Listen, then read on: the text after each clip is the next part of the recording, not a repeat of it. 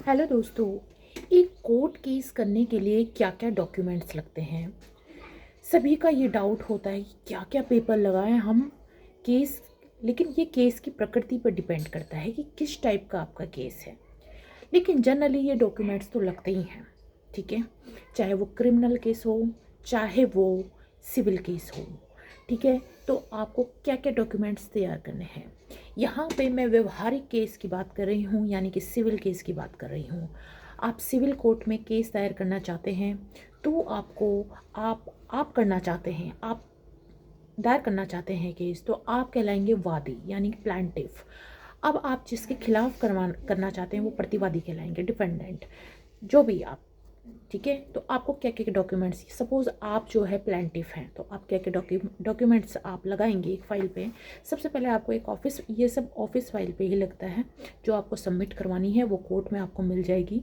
ठीक है, और इसमें कोर्ट फीस भी लगती है। इस चीज़ का जिक्र करेंगे। सबसे पहले हम पेपर्स की बात कर लेते हैं। सबसे पहले तो आप कंप्लेंट तैयार करते हैं। कंप्लेंट में आप पूरा मैटर लिखते हैं, जिसको हम कहते हैं कानूनी भाषा में ड्राफ्टिंग। ठीक है, जब ये लेखा आप तैयार कर लेते हैं, पूरी उसमें कंप्लेंट लिख देते हैं, ड्राफ्टिंग पॉइंट टू पॉइंट आपके एडवोकेट बना लेते हैं। तो जब इस ड्राफ्टिंग को उसमें संलग्न करेंगे आप, यानी अटैच करेंगे उस फाइल में, इससे पहले आप इंडेक्स लगाएंगे। इंडेक्स में प्रॉपर चीज़ें होती हैं कि कहाँ पे आपने किस पेज नंबर से किस पेज तक आपने कंप्लेंट की है, किस पेज पे आपने कोर्ट फीस चस्पा की है, किस पेज पे आपने अफिडेविट लगाया है। पहले हम डॉक्यूमेंट्स देख लेते हैं। तो ड्राफ्टिंग यानी कि कंप्लेंट जो आपने सिविल केस के तहत आपने तैयार की है। इसके अलावा आपको ज्यूरिस्डिक्शन यानी अथॉरिटी, कहाँ से कहाँ तक, कौन से मजिस्ट्रेट, कौन से जज, किन के बिहाफ, मतलब किसके अंडर वो कोर्ट, वो चीज़ आती है, उस चीज़ का ध्यान रखना है। वो कोर्ट के बाहर जो है लिस्ट लगी होती है, उसमें आप देख लेंगे कि इनके ज्यूरिडिक्शन, जो हमारे ऑनरेबल मजिस्ट्रेट हैं, जज हैं, उन उनके अंडर में ये इलाका आता है, ये केस आता है, उस उनका जो है आप नाम लिखेंगे वहाँ पे। ठीक है, इसके लिए अलग अलग फॉर्मेट बने हुए हैं। कंप्लेंट आपने लगा दी है। इंडेक्स आप सबसे बाद में लगाएंगे, पहले आपने डॉक्यूमेंट्स देख लीजिए। अच्छा, आप एक शपथ पत्र उसमें अटैच करेंगे, अफिडेविट जिसे जनरली कहा जाता है इंग्लिश में। तो अफिडेविट में सारी पॉइंट टू पॉइंट लिख देंगे आप, जो जो आपने अटैच किया है। इसके अलावा मैं जो डॉक्यूमेंट संलग्न कर रहा हूँ वो बिल्कुल सत्य है, प्रमाणित किया जाता है। जो भी लैंग्वेज है, हिंदी है, इंग्लिश है, आप उसमें जो है सच्ची बातें लिख के उसको जो है टेस्ट करके नोटरी से लगा देंगे। ठीक है, नोटरी आपको मिल जाएंगे कोर्ट के अंदर ही। ठीक है, उनकी फ़ीस होती है 20-30 रुपये, तो आप उनसे करवाएंगे अटेस्ट। इसके अलावा आप जो है एक अपना अपना नहीं, सॉरी, जो आपके अधिवक्ता होंगे, एडवोकेट होंगे, उनका आप लगाएंगे वकालतनामा। वकालतनामा इसलिए लगाएंगे क्योंकि उनको पावर होगी आपकी तरफ से केस लड़ने की, आपका केस देखने की। वो आपके केस को देखेंगे, पढ़ेंगे, लड़ेंगे, हारेंगे या जीतेंगे, वो बात की बात है। उसके बाद जो है फिर आपको कोर्ट फ़ीस लगानी पड़ेगी। कोर्ट फ़ीस कितनी होती है, टिकट्स मिलती हैं छोटी छोटी, वो 5 रुपये, 10 रुपये, अलग अलग प्राइस है।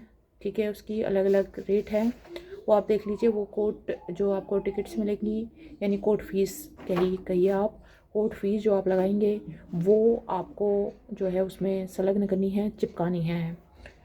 इसके अलावा आप जो है अपने अपने आईडी प्रूफ ले लीजिए। आई जो आप केस लगा रहे हैं, आप वादी हैं या फिर आप प्रतिवादी हैं।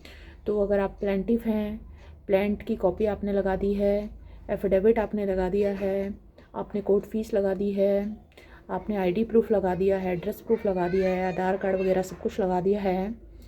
फिर उसके बाद जो है आप इस पर अटैच कर दीजिए। सब कुछ आपका पूरा हो चुका है फाइल। इसके अलावा भी कोई और डॉक्यूमेंट्स हैं पीछे के, तो वो भी लगाइए। और आप, बस ये सफिशिएंट है।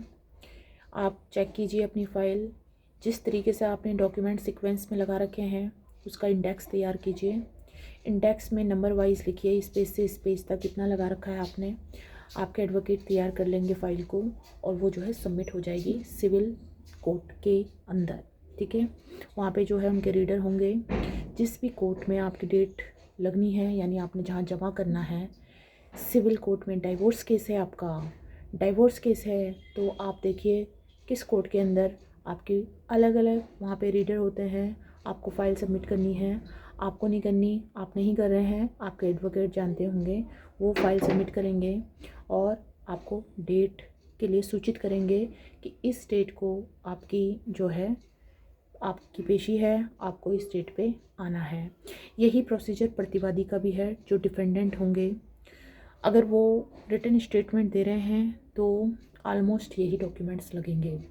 तो आई होप आपको समझ में आ गया होगा कि एक सिविल केस दायर करने के लिए क्या क्या डॉक्यूमेंट्स लगते हैं। ज़्यादा जानकारी के लिए इस चैनल को सब्सक्राइब कीजिए आपको, ताकि सारे फॉर्मेट्स में एक एक करके क्लियर कर सकूं।